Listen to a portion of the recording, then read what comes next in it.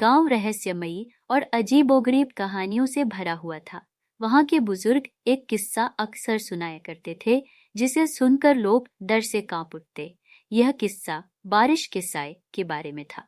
एक काली और धुंधली आकृति जो गांव में सिर्फ बारिश की रातों में दिखाई देती थी।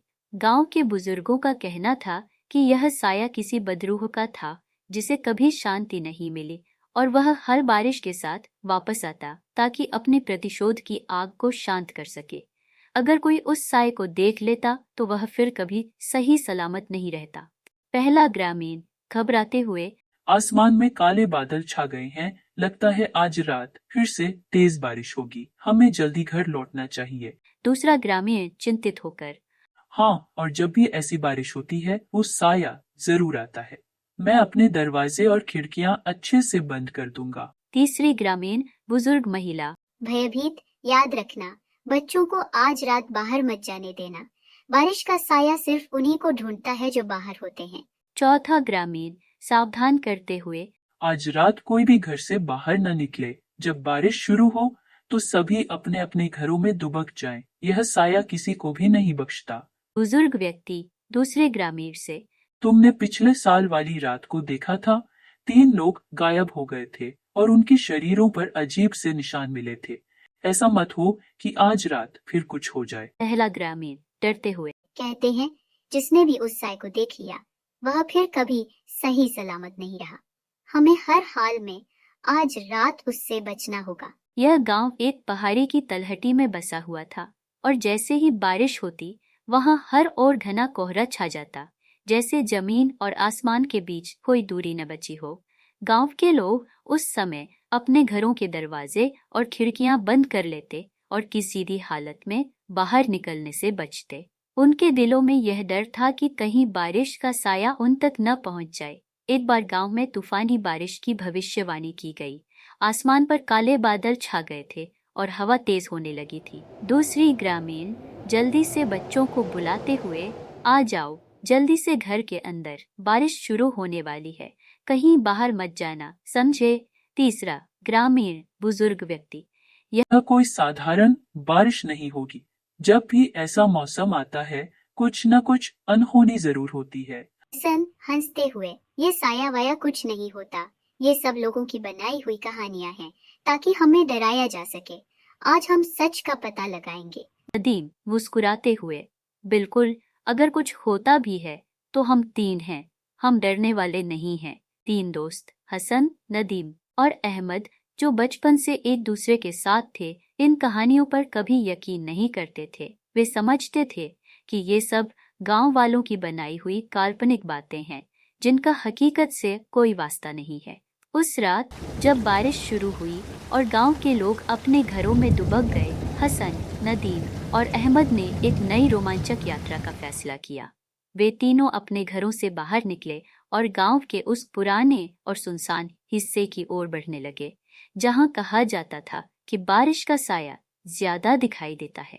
हसन हंसते हुए बोला, ये साया वाया कुछ नहीं होता, ये सब लोगों की कहानियां हैं ताकि हमें डराया जा सके। आज हम सच का पता लगाएंगे। नदीम भी मुस्कुराते हुए बोला, बिल्कुल, अगर कुछ होता भी है तो हम 3 हैं, हम डरने वाले नहीं हैं। अहमद, जो थोड़ा ज्यादा संजीदा था, थोड़ी चिंता में दिख रहा था, लेकिन वह भी अपने दोस्तों के साथ चल दिया। तीनों अपने साथ टॉर्च लेकर गांव के उस पुराने हिस्से में जा पहुंचे, जहां एक पुराना मंदिर और एक जर्जर हवेली थी। हवेली की हालत इतनी खस्ता थी कि दीवारें जगह जगह से गिर चुकी थी और छत का कुछ हिस्सा टूट चुका था। जब वे वहां पहुंचे तो बारिश और तेज हो गई। हवा के झोंके जोर जोर से चलने लगे और हवेली की खिड़कियां भयानक आवाजें करने लगी। माहौल में एक अजीब सी खामोशी और सनसनी फैल गई थी। नदीम ने कहा, कुछ तो अजीब लग रहा है, यहाँ का माहौल बहुत ही डरावना है। हसन ने मजाक करते हुए कहा, तुम डर गए क्या? ये बस हवा की वजह से हो रहा है। लेकिन तभी अचानक उन्हें दूर से एक काला साया दिखाई दिया। वह साया धीरे धीरे उनकी ओर बढ़ने लगा। उनका दिल डर से तेजी से धड़कने लगा। अहमद चिंतित होकर, मुझे कुछ अजीब सा लग रहा है, शायद हमें यहाँ नहीं आना चाहिए था। नदीम घबराते हुए, कुछ तो अजीब लग रहा है, यहाँ का माहौल बहुत ही सुनसान और डरावना है। हसन मजाक करते हुए, तुम डर गए क्या? ये बस हवा की वजह से हो रहा है और कुछ नहीं। अहमद डरते हुए, यह क्या हो रहा है? हमें यहाँ से तुरंत निकलना चाहिए। लेकिन हसन ने मजाक करते हुए कहा, ये कुछ भी नहीं है, बस हमारी आंखों का धोखा है। साया और करीब आता गया। अब उसकी आकृति और स्पष्ट हो चुकी थी, जैसे कोई इंसान हो, लेकिन उसका चेहरा धुंधला था। उसके शरीर से एक अजीब सी ठंडक फैल रही थी और तीनों दोस्तों के शरीर कांपने लगे। अचानक साया रुक गया और एक गहरी भयावह आवाज में बोला, तुमने मुझे क्यों खोजा? यह सुनते ही तीनों दोस्तों के पैर जैसे जमीन में धंस गए। हसन का मजाक कहीं गायब हो चुका था। साया गहरी भयावह आवाज में, तुमने मुझे क्यों खोजा? अहमद कांपती आवाज में, हमें माफ कर दो, हमने तुम्हें नहीं ढूंढा, हम बस यहाँ गलती से आ गए हैं। नदीम की आंखों में डर साफ था और अहमद का शरीर कांपने लगा था। उन्होंने भागने की कोशिश की, लेकिन बारिश की वजह से जमीन पर कीचड़ हो गया था, जिसमें उनके पैर फिसलने लगे। साया उनके सामने आ खड़ा हुआ और एक हाथ बढ़ाया। उसके हाथ में एक पुराना दिया था, जिसमें से एक धीमी रोशनी निकल रही थी। साया बोला, यह दिया तुम्हारी किस्मत का फैसला करेगा। तीनों दोस्त घबरा गए। अहमद ने कांपती आवाज में कहा, हमें माफ कर दो, हमने तुम्हें नहीं ढूंढा, हम बस यहाँ गलती से आ गए हैं। साया मुस्कुराया, लेकिन उसकी मुस्कान भयावह थी। वह बोला, यहाँ आने वाले कभी वापस नहीं जाते। अचानक वह दिया जल उठा और एक जोरदार धमाका हुआ।